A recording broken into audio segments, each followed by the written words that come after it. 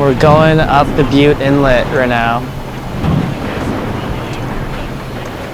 We woke up early this morning back in the Sea to Sky, drove to the ferry in Horseshoe Bay, got off in Nanaimo, drove to Campbell River, and from Campbell River we jumped on this boat we're on now. Today is going to be a 3-hour boat ride, and then we'll be in the middle of the south central coast, right at the tailwaters of the highest peaks in the province. It takes so long to get back here, so not a lot of people come back here. With those two big valleys coming into the head of the inlet, you get crazy outflow wind systems.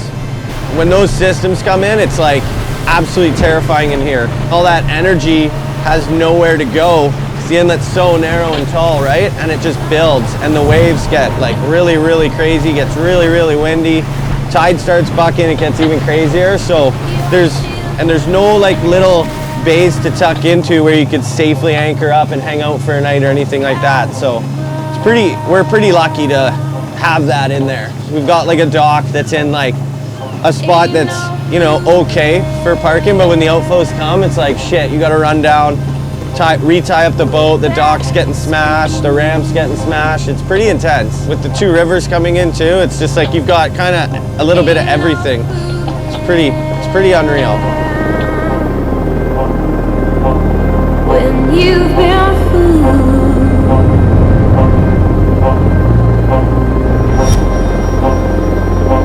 let's come together upon heaven's ground. What children schooling has messed us around. We've seen the white light on the crimson ball, while our confusion sounds us out. All right, 3, 2, 1, tanner drop.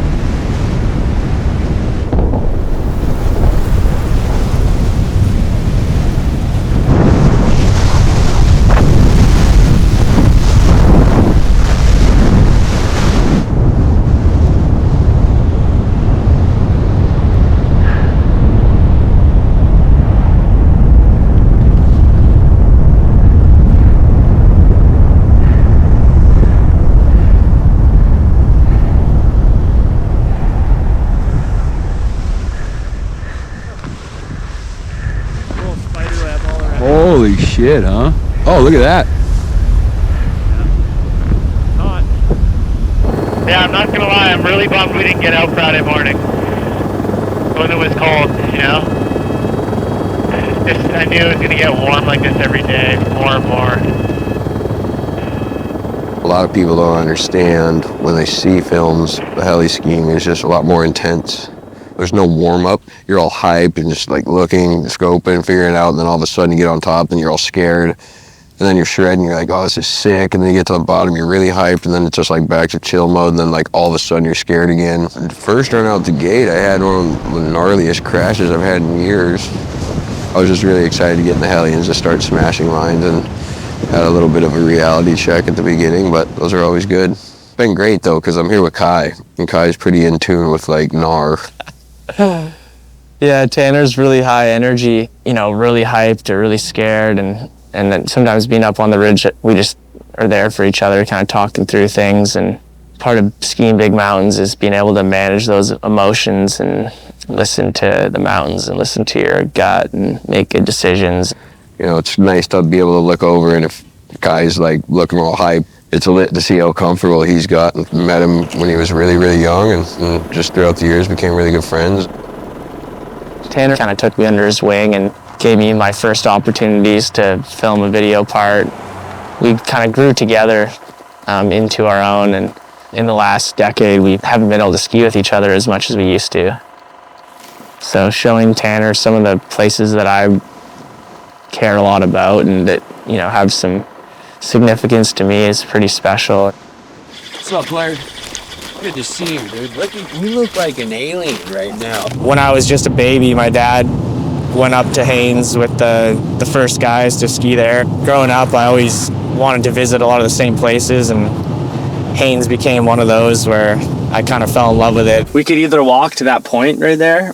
Yeah, that's what I'm talking about. That's a hike Tanner's ready for, dude, because that point right in front of us, about a good 75 feet, that's a good, like... I'm talking about the one across the bay over there. What? When you go on trips, you get into your goofiness of yourself. Well, because it's like we're out in the middle of fucking nowhere, dude, and it kind of is just like the insanity of what we actually do kind of sets in. You know, I always kind of have feelings of like, longer I go, like, I don't know how many more years people want to put in behind like my skiing and stuff. So I really take these like really serious, because life is crazy, you know? And so when I can come out here with like somebody as close as Kai is to me, it's like really is like a way good feeling to know after like 25 years of doing stuff like this, to be with like true family is like the best thing.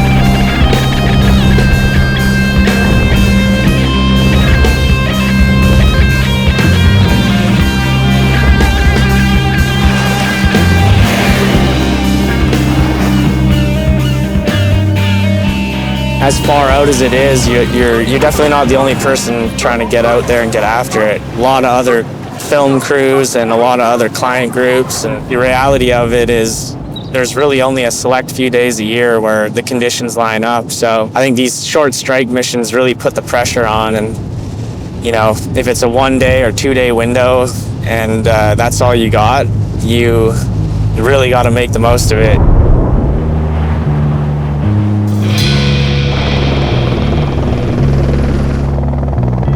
Long run to start the morning.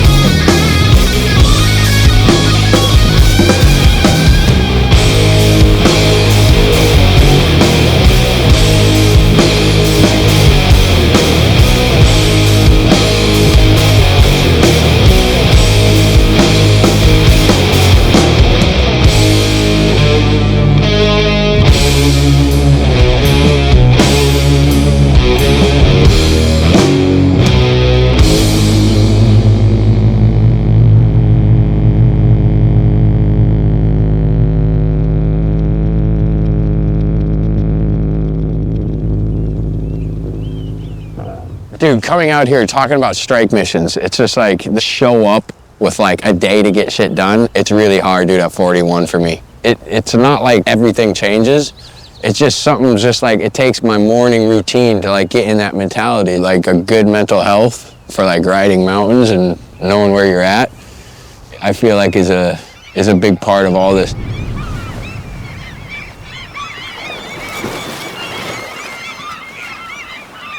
Yeah, I could be staying home doing shipping. I was going to work on the cabin there, but I just decided to. Well, look like those fish down there, so pick them out and get some. Get some dinner and get some food for the birds and me. They gotta be eating a lot of these actually.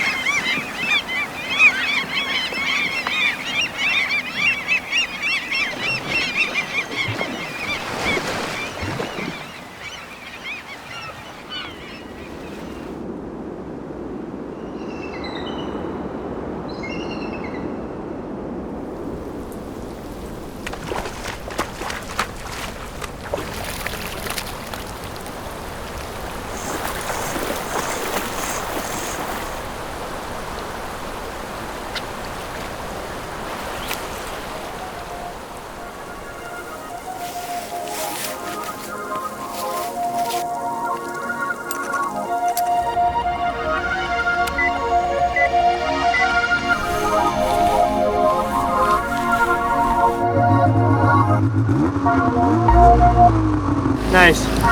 I gotta grab my skis over there anyway. There we go. Shop that.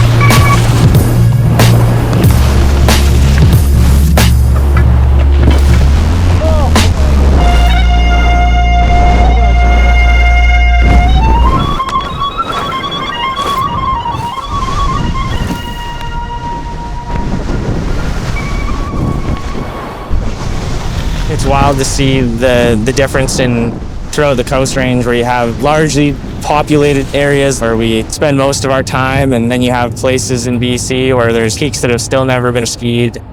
especially the Bute Inlet itself. Don't have any knowledge of anyone besides my dad and them going back into the Waddington Range. I just remember going into my basement as a kid and my dad had all his maps like in tubes. Some of them had his pencil markings on it from like ski mountaineering traverses and some like base camps. And after he had passed, I studied the whole coast basically. This is kind of the one section of the coast that's the hardest to reach from anywhere. It's a lot of unknowns, and to try to accomplish something like this, you can't have one piece that doesn't fit in the puzzle. The whole puzzle falls apart.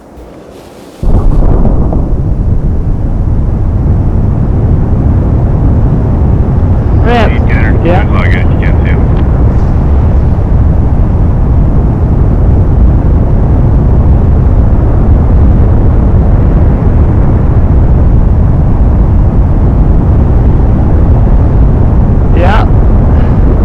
It all ripped.